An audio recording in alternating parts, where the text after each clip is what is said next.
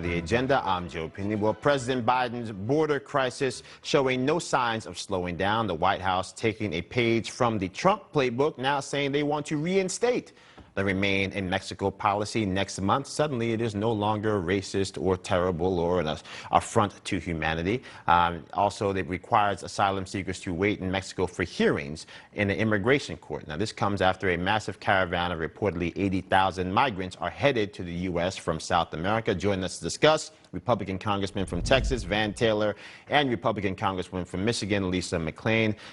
Congressman Taylor, Van Taylor, I'll start with you. What are you talking about right now? I know you've been down to the border. What are your constituents telling you? What did you witness down there? And what can you tell our audience about just how bad this crisis really has become?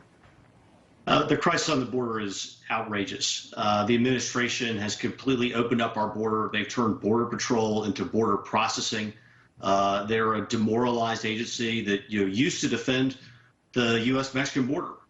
They used to stop people from coming in illegally, but now they've literally been turned into border processing. They're allowing everybody in, and then they're letting them come into the country, even though 25% of them are COVID positive. They stopped testing because they didn't want to find out that they were releasing COVID positive illegal aliens into the interior. It's just absolutely outrageous what this administration has done and how severely they have failed the American people. And President Biden has a constitutional duty to faithfully execute the law, to defend this border, and he's failed to do that. Absolutely. Congresswoman McClain, I'll come to you because if you look at what's happening here, there's that old saying in courtrooms, right? Don't ask questions that you don't know the answer to.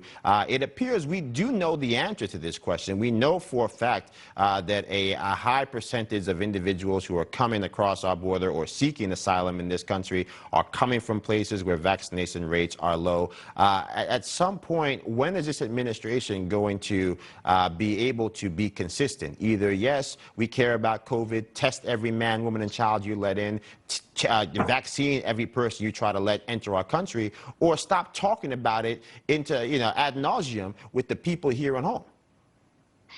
Well, you make a really good point. I think what the American people want is just tell the truth, and a little bit of consistency goes a long way.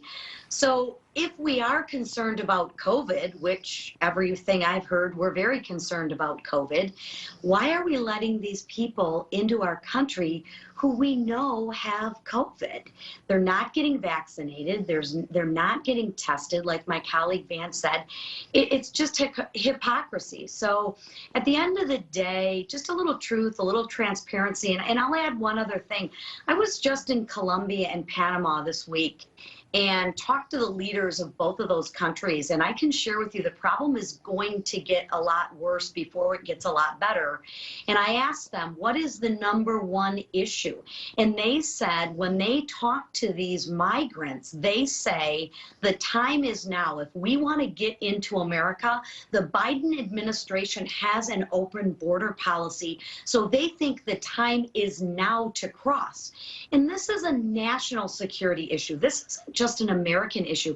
To your point, we have 80, they told me upwards of 100,000 people that are passing through their country that still haven't made it to our shores yet, but they're coming. It's crazy. I mean, when you actually think about this, first and foremost, there are 4 million people standing in line legally waiting to come to this country. We've got people literally leapfrogging the line, coming across the border, basically no questions asked. But I'm glad, Congresswoman, you brought up national security because, Congressman, I want to get your perspective here on what we see with this fuel crisis in America. We talked about it in our opening monologue. You see a 7-year high for gas prices. We're seeing an unprecedented surge, $400 million a day. The American taxpayer is paying in gas prices today they weren't paying a year ago, and filling that void, the president begging OPEC to actually produce more fossil fuels when we were energy independent ourselves. Make sense of this for me, please.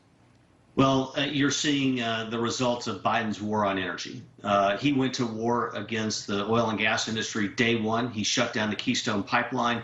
He tried to shut down drilling on federal lands. He has executed a tremendous war on oil and gas, and the consequences of that are higher prices at the pump. Every single American is suffering from President Biden's war on energy. It needs to stop. We need to drill for more oil and gas. And let's face it, it's more environmentally friendly. It's a better thing to drill oil where you're going to actually use it. It costs money. It takes energy to move oil from the Middle East to the United States. It costs $2 a barrel. That's extra cost. It hurts the environment. Why wouldn't you want to produce it locally? Why wouldn't you want to have it where we can actually control it and control our destiny?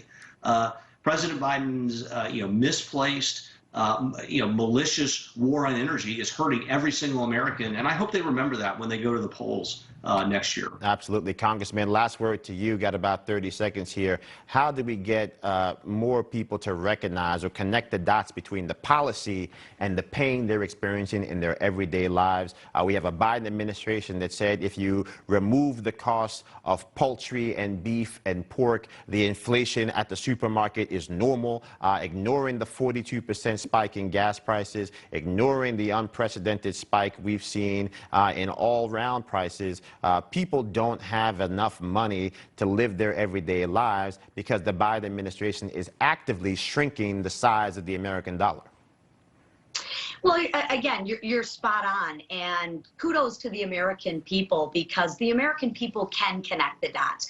And when it begins to hit them in their pocketbook and in their financial situation, that's when they begin to wake up. At the end of the day, your actions need to match your words. And you can't take out the price of beef and pork.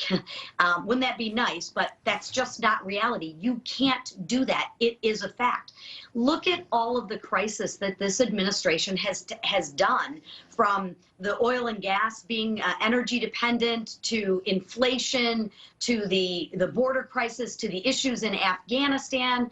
I mean, it's crisis after crisis after crisis. And inflation is one that hits everyone the hardest because it's a tax on everyone. And it hurts the lower and middle class more than it does anyone. And the American people are beginning to wake up to that. And I think you're seeing it in Biden's numbers. And I can share with you, I'm hearing it from my constituents in my district, is something's got to change. Absolutely. I think they say trust the science. I think Americans need to trust their bank accounts. If the numbers seem a little lower than they should be, it's not because you're buying more. It's because what you're buying costs more and your buying power is on decline. Congresswoman Lisa McClain, Congressman Van Taylor, as always, God bless you both. Talk to you again soon. God bless you. Have a good day. All right. Still